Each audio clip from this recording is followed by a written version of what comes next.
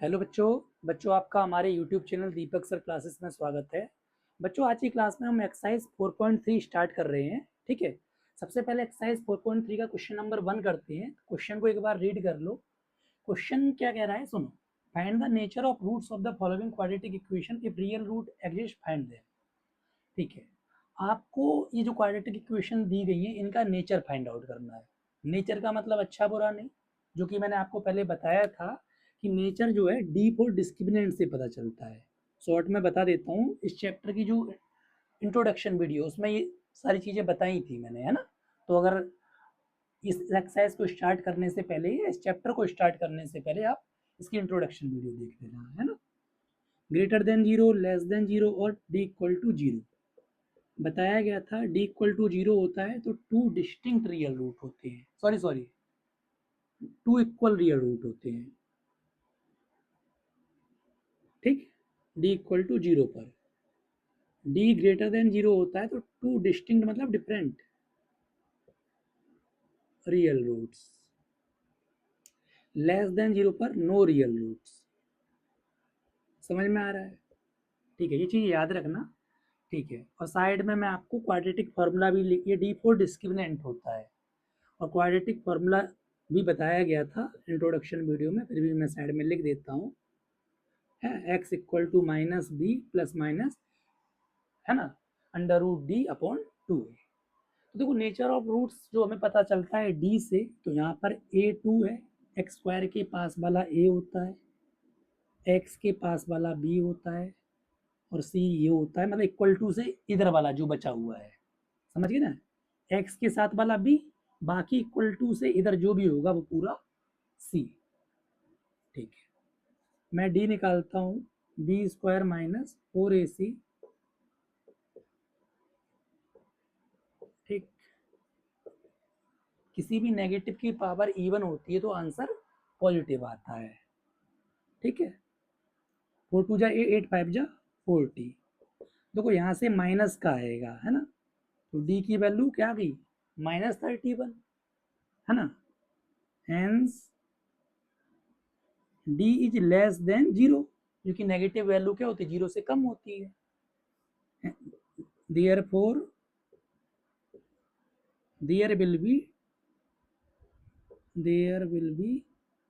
No roots, कोई roots होंगे ही नहीं। मैंने बताया था कि जब जीरो से छोटी आ जाती है ना तो कोई रूट्स नहीं होते हैं। क्लियर, समझ में आया? अच्छा, उसने ये भी कहा है अगर रियल रूट एग्जिस्ट करते हैं तो आपको उनको फाइंड आउट करना है, मतलब दोनों एक्स क्वाड्रेटिक इक्वेशन है, एक्स की दो वैल्यूज आएंगी, दो रूट्स आएंगे, वो फाइंड आउट भी करने हैं।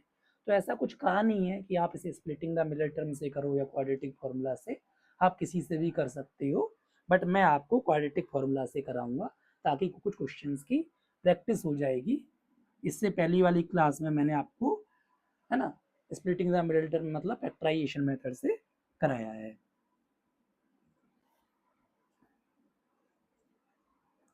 समझ में आ रहा है? अच्छा ठीक है, पहले डी निकाल लेते हैं। अगर डी ग्रेटर देन जीरो या इक्वल टू जीरो आएगा तब इसे सॉल्व करेंगे, है ना।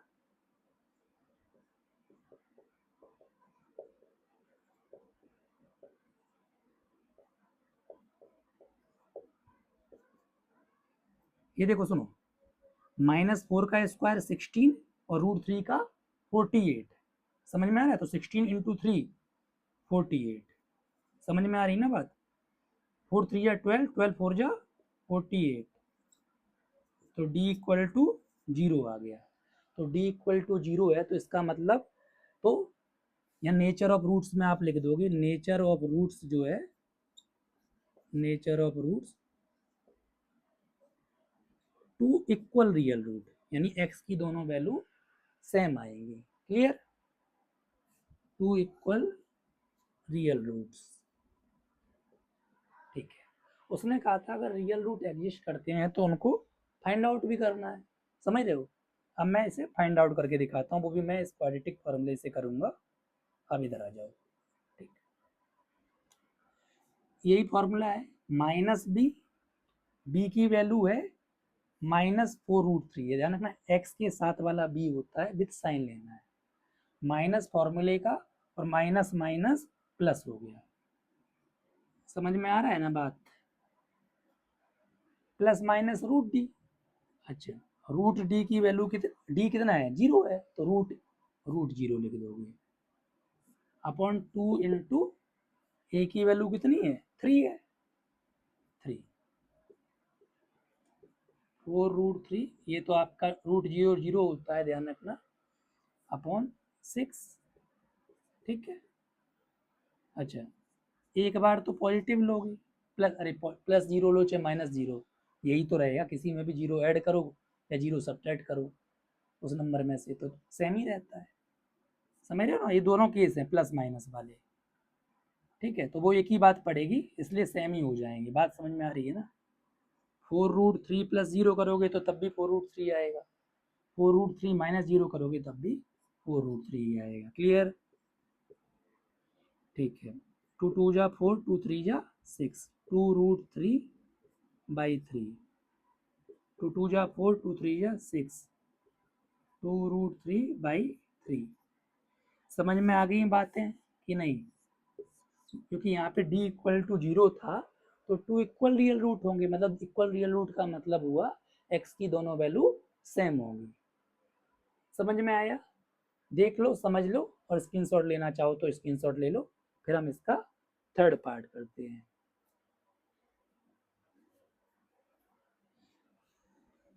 ठीक है ना?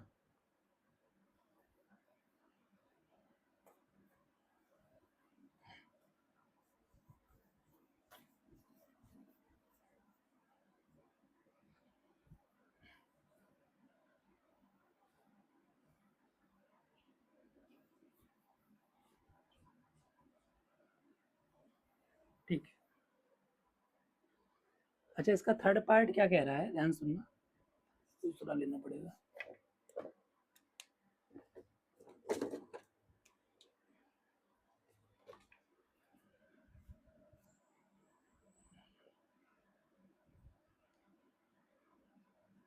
ठीक है, पहले हम इस यहाँ से क्या करेंगे, डी निकालेंगे, तो b² माइनस 4ac।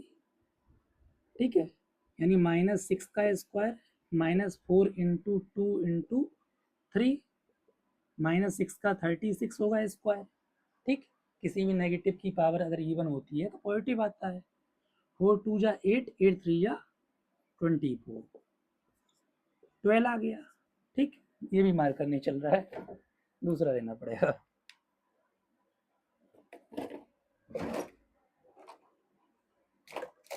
एक मिनट,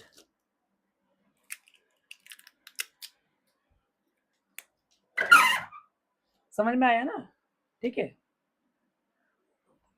अब d इक्वल टू 12 आ गया है। ठीक है, अब देखो यहाँ पे क्या होगा, d की वैल्यू 0 से बड़ी है, तो 2 डिस्टिंक्ट रियल रूट हो गए, मतलब x की दोनों वैल्यू डिफरेंट आएंगी, तो निकाल लेते हैं। ये फॉर्मूला हो गया।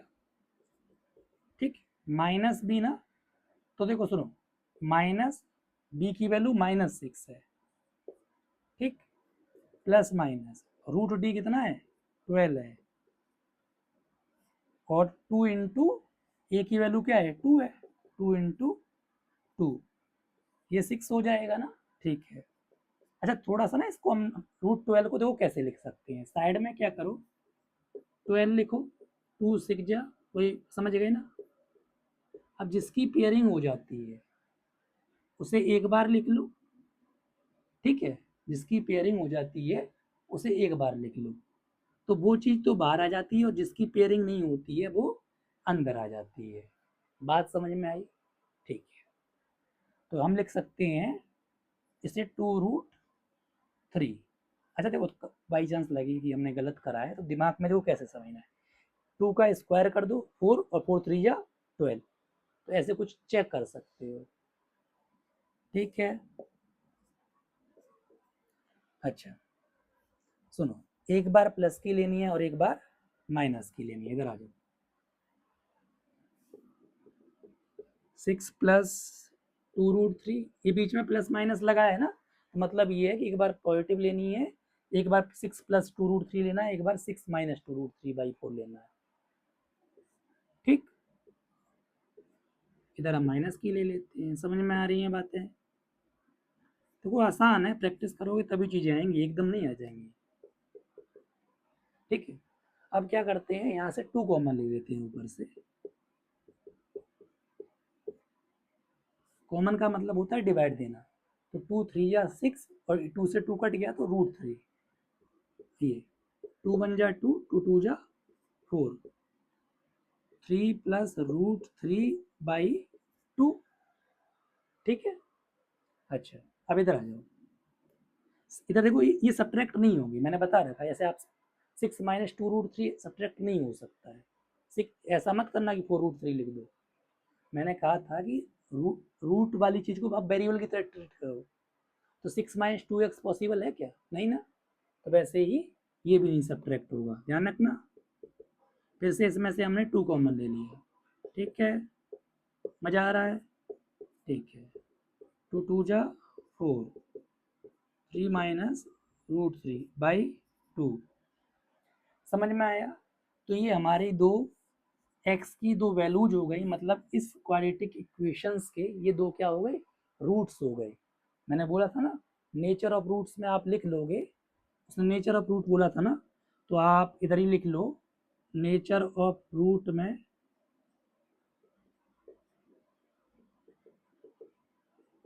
टू डिस्टिंक्ट मतलब डिफरेंट रियल रूट, समझ में आ रहा है ना, वो रियल ही लिखा है।